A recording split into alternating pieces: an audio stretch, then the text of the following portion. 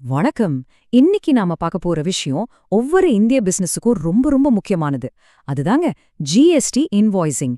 இதுல இருக்கிற எல்லா தகவல்களும் இந்த துறையில பெரிய நிபுணர்களான நாதி டாக்ஸ் சொல்யூஷன்ஸ் கொடுத்த வழிகாட்டுதலின்படி தான் நம்ம பார்க்க போறோம். வாங்க உள்ள போலாம். நீங்க உங்க கஸ்டமருக்கு கொடுக்கற ஒவ்வொரு இன்வாய்ஸும் 100% சரியா இருக்கான்னு என்னைக்காவது யோசிச்சு பார்த்திருக்கீங்களா? ஒரு சின்ன விஷயம் விடுபட்டா கூட அது நமக்கு பெரிய தலைவலியே கொண்டு வந்துடும். இந்த முழு விஷயத்தையும் ரொம்ப எளிமையா புரிஞ்சுக்க போறோம்.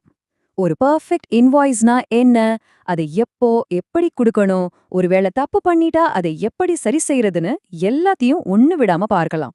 வாங்க ஸ்டார்ட் பண்ணலாம். சரி, நம்மளோட முதல் பகுதி இந்த டாக்ஸ் இன்வாய்ஸ் தான் முழு ஜிஎஸ்டி சிஸ்டத்தோட அஸ்திவாரமே. இதுல என்னென்ன விஷயங்கள் எல்லாம் கரெக்டா இருக்கணும்னு இப்ப பார்க்கலாம் வாங்க. ஒரு இன்வாய்ஸ்ல முதல்ல இருக்க வேண்டியது அதோட அடையாள அட்டை மாதிரி.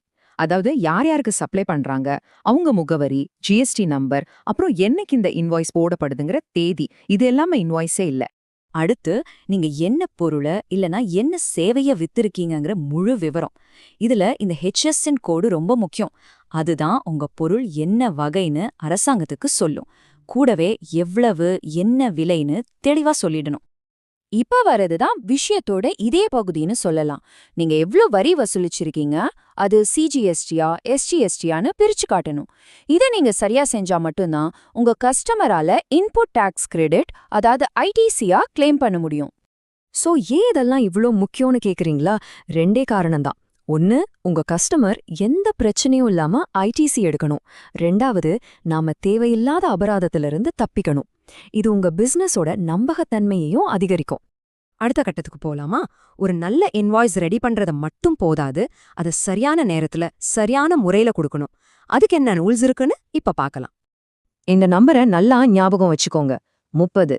நீங்க ஒரு சேவை கொடுக்கறீங்கன்னா அந்த வேலையை முடிச்ச தேதியிலிருந்து 30 நாளுக்குள்ள இன்வாய்ஸ் கொடுத்துடணும்.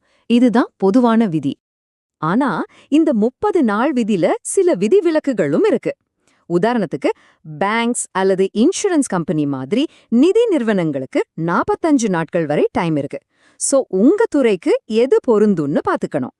இன்வாய்ஸ் கொடுக்கற முறையில ஒரு சின்ன ஆனா முக்கியமான வித்தியாசம் இருக்கு.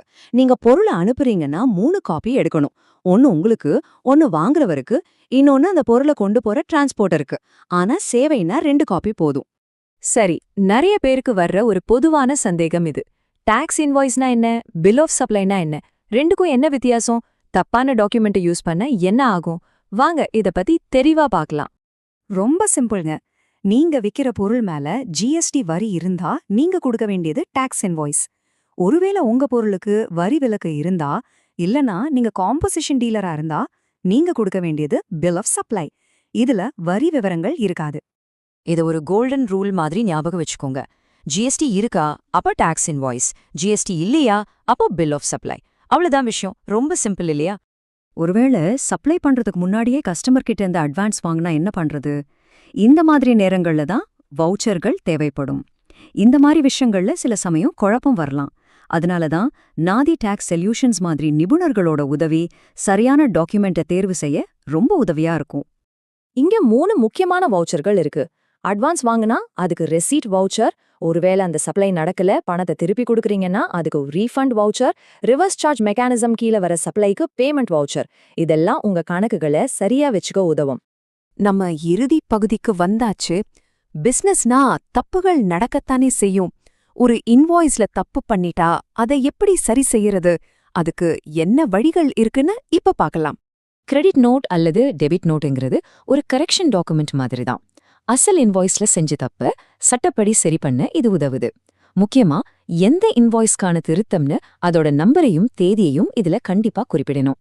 சுருக்கமா சொல்லணும்னா, நீங்க உங்க கஸ்டமருக்கு பணம் திருப்பி கொடுக்கணும்னாலோ இல்ல வரிய குறைக்கணும்னாலோ கிரெடிட் நோட் கொடுக்கணும். அதுவே அவங்க கிட்ட இருந்து இன்னும் பணம் வாங்கணும்னாலோ வரியை ஏத்தணும்னாலும் டெபிட் நோட் கொடுக்கணும். இது ஒரு ரொம்ப முக்கியமான சட்ட விதி.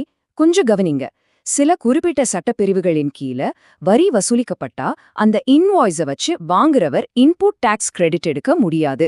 இது அந்த இன்வாய்ஸ் மேலேயே இன்புட் டாக்ஸ் கிரெடிட் நாட் அட்மிசிபிள்னு பெருசா எழுதியிருக்கணும். இது கட்டாயம்.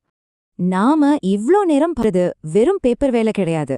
அது உங்க பிசினஸ் ஆரோக்கியமா இயங்குறதுக்கான திறவுகோல். பணப்புழக்கம் சீராகும், கஸ்டமர் சந்தோஷமா இருப்பாங்க, சட்ட சிக்கல்களும் வராது. இந்த ஜிஎஸ்டி விதிகள் சில சமயம் கொஞ்சம் குழப்பமா இருக்கலாம். அதனால உங்களுக்கு எப்போ உதவி தேவைப்பட்டாலும் தயங்காம நிபுணர்கள் கிட்ட கேளுங்க. உங்களுக்கு வழிகாட்ட எப்பவும் தயாரா இருக்காங்க. அவங்களோட தொடர்பு எண் இங்க இருக்கு. இந்த தகவல்கள் உங்களுக்கு பயனுள்ளதா இருந்திருக்கும்னு நம்புறேன். நன்றி.